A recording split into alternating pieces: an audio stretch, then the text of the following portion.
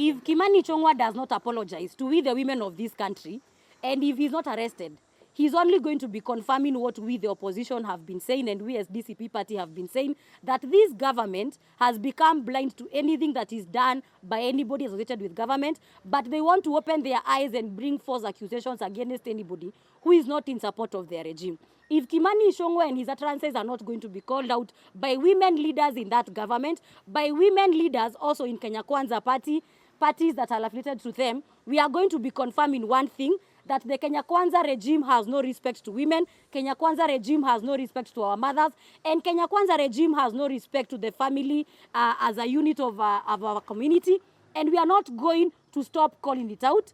And if he's not going to be arrested, we have organizations that are beyond this country that we are going to keep documenting all these utterances with.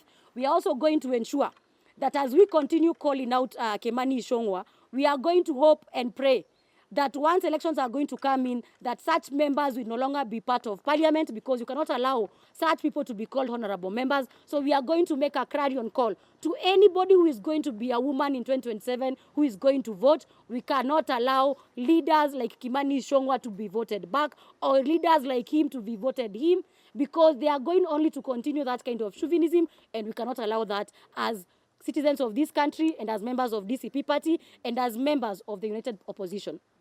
The Democracy of Citizen Party DCP Women expresses deep concern over two troubling developments that speak to the growing culture of political intolerance and moral decay within our national leadership. First, we strongly condemn the unfortunate and disrespectful remarks made by Honorable Kimani Ichungwa against Pastor Dorcas Rigathi, the Second Lady of the Republic of Kenya. Pastor Dorcas has distinguished herself as a national voice of the compassion, ministering to the vulnerable, mental health advocacy, support of widows, orphans, and vulnerable families, and championing of boy-child initiatives. To belittle her work in the name of political livery is both reckless and dishonorable. We demand an immediate retraction and apology from Honorable Ichungwa. Leadership demands restraint, maturity, and respect, especially towards those making a difference where others remain silent. During the recent nationwide demonstration, over 25 cases were documented by FIDA Kenya and Usikimia Group.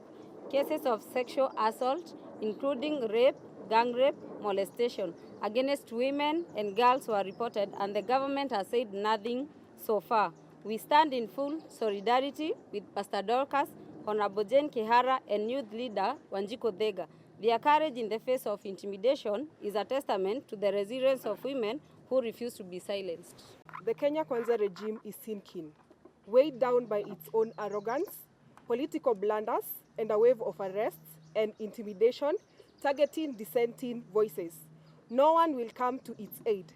The people of Kenya are awake, and history will not be kind to a government that chooses oppression over dialogue.